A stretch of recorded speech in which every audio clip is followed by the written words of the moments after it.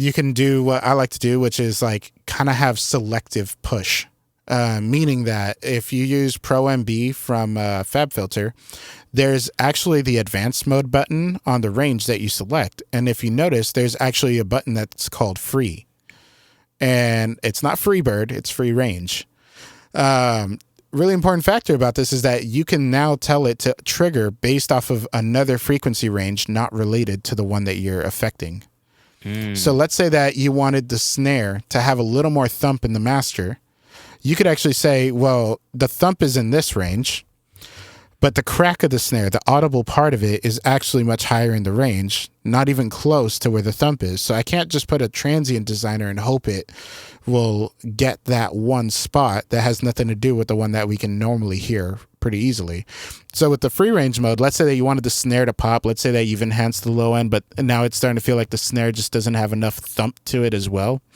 You could actually highlight the range and set it to expand mode and maybe boost it like 3 dB, because you're never going to get the full 3 dB unless you put the threshold at an extreme amount. And just click free range and go to where the sound of the crack of the snare is. And that way, every time the crack goes above a certain threshold, it'll automatically push the thumping range up with it. You know what I mean? Using one section of the actual song to actually affect another section of the song. So with low end, let's say that you want the kick to stand out a little more in the master. You can say dip the low end every time this range of the kick is hit. So let's say the kick is at 100 hertz.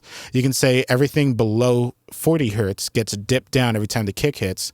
That way I'm not trying to clash how much transient information from the lows is actually hitting the limiter. I can have one be prioritized in a certain moment.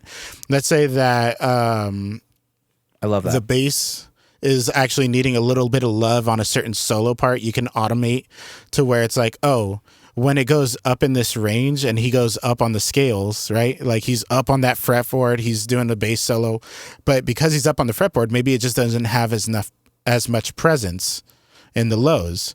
You can kind of make it to where as that notation is playing, and as long as you set the threshold well enough, you can always automate the threshold. But you can actually have it to where it kind of boosts that range that his body is in, and have that kind of be the supportive tone to the solo.